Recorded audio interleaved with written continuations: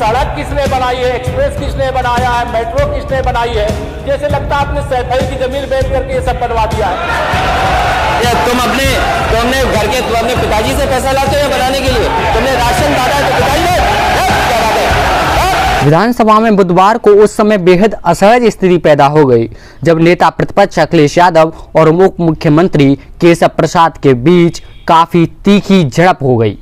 मौके की नजाकत भांपकर मुख्यमंत्री योगी आदित्यनाथ ने बतौर नेता सदन अपनी जिम्मेदारी निभाई। उन्होंने मामले में हस्तक्षेप कर कहा कि सत्ता पक्ष के साथ विपक्ष को भी मर्यादा का पालन करना होगा, तभी सदन की मर्यादा और गरिमा बनी रहेगी। इस झड़प की पृष्ठभूमि राज्यपाल के अभिभाषण पर सरकार की ओर से लाए गए धन्यवाद प्रस्ताव पर बतौर नेता प्रतिपक्ष अखिलेश यादव की तरफ से पेश किए गए संशोधन प्रस्ताव के दौरान तैयार होने लगी थी। संशोधन प्रस्ताव के दौरान अखिलेश सामने बैठे उप मुख्यमंत्री केशव प्रसाद मौर्य से मुखातिब होकर बोले कि जनता ने तो इनकी गर्मी निकाल दी। उनका इशारा विधानसभा चुनाव में केशव प्रसाद मौर्य की हार से था। फिर बोले कि आप दोबारा उप मुख्यमंत्री बन गए तो किसकी गर्मी निकल गई। ऐसा कहते हुए उन्होंने मुख्यमंत्री को देखा, लेकिन योगी चुपचाप मुस्कुराते रहे। अखिलेश की बात पूरी होने के बाद सरकार की ओर से जवाब देने के लिए केशव प्रसाद मौर्य उठे। उन्होंने कहा कि न जाने आपको कौन सा रोग है कि आप हमेशा अपनी सरकार के 5 साल का गुणगान करते हैं। आप पहले अपनी जांच करा लीजिए। आप 5 साल सत्ता से बाहर रहे हैं, फिर 5 साल के लिए बाहर हुए हैं और अभी 25 साल आपका नंबर नहीं लगना है, जबकि आपकी तमाम कोशिशों के बावजूद योगी आदित्यनाथ दोबारा मुख्यमंत्री और मैं उप मुख्यमंत्री की कुर्सी पर बैठा हूं।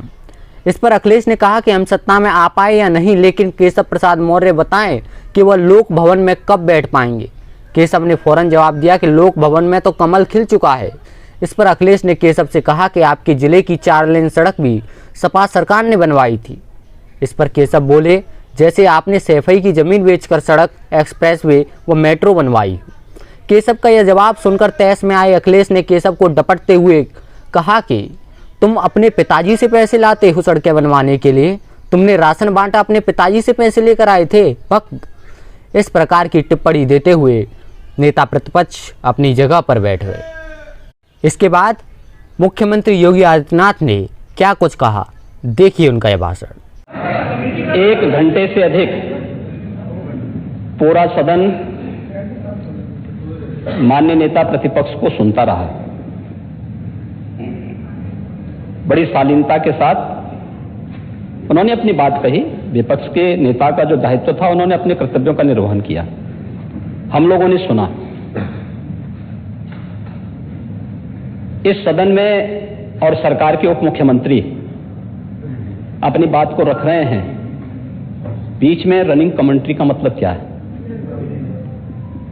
और दूसरा, एक सम्मानित नेता के खिलाफ असभ्य शब्दों का प्रयोग हो, तो शब्द का प्रयोग हो, तो ठीक नहीं है।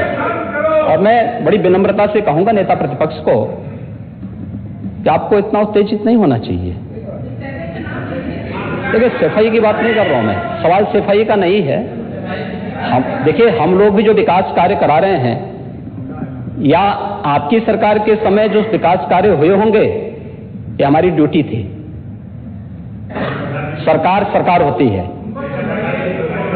और हर सरकार को अपनी उपलब्धि को कहने का अधिकार है। माननीय उप मुख्यमंत्री जी ने बिल्कुल सही कहा कि विकास, आपने कहा, आप विकास की जब चर्चा हुई तो उन्होंने जो बातें कही बिल्कुल ठीक ढंग से की थी। आपके यहां के दूसरे नेता या जब माननीय उप मुख्यमंत्री का यहां पर भाषण संपन्न होता, उसके बाद अपनी बात आप लोग कह सकते थे। लेकिन देखिए, मैं कल भी देख रहा था, कल माननीय वित्त मंत्री जब यहां पे जवाब देने के लिए खड़े हुए, उन पर जिस तरीके की भाषा का प्रयोग उस समय किया गया, आज फिर हम देख रहे हैं। देखिए, लोकतंत्र में हर सदस्य को सदन में अपनी बात रखने का पूरा अधिकार है, और अगर आप कहेंगे तो कैसे इस बात की अपेक्षा रखते हैं कि इस पार से उसका जवाब नहीं मिलेगा? पूरे 1 घंटे से अधिक समय तक पूरा सदन और खासतौर पर सत्ता पक्ष से जुड़े हुए सभी मान्य सदस्यों ने आपकी बात को बहुत ध्यान से सुना। देखिए, सहमत होना ना होना अपना विषय है। नहीं, सवाल दूसरा नहीं। देखिए, सफाई भी इसी प्रदेश का हिस्सा। अध्यक्ष महोदय, सवाल ये नहीं है, मैं सुनने को तैयार हूं। अच्छा, मुखर्जी बोल रहे हैं। सफाई भी तो इसी प्रदेश का हिस्सा है। नहीं, सफाई, देखिए, भाषा आप उसको बाद में बोल सकते हैं। देखिए, हमारी सहमति असहमति हो सकती है। देखिए, हमारी असहमति असहमति हो सकती है किसी बात पर, हम बाद में इस बात को करेक्शन करा सकते हैं, लेकिन तो मैंने शब्द का प्रयोग नहीं किया जाना चाहिए और किसी भी असभ्य भाषा का प्रयोग नहीं होना चाहिए। और मैं माननीय अध्यक्ष जी से अनुरोध करूंगा कि अगर इस प्रकार की शब्दावली प्रोसीडिंग का हिस्सा बनी है तो कृपया उसको हटवा दें, क्योंकि ये गलत परंपरा होगी और मैसेज का देश के अंदर खराब जाएगा।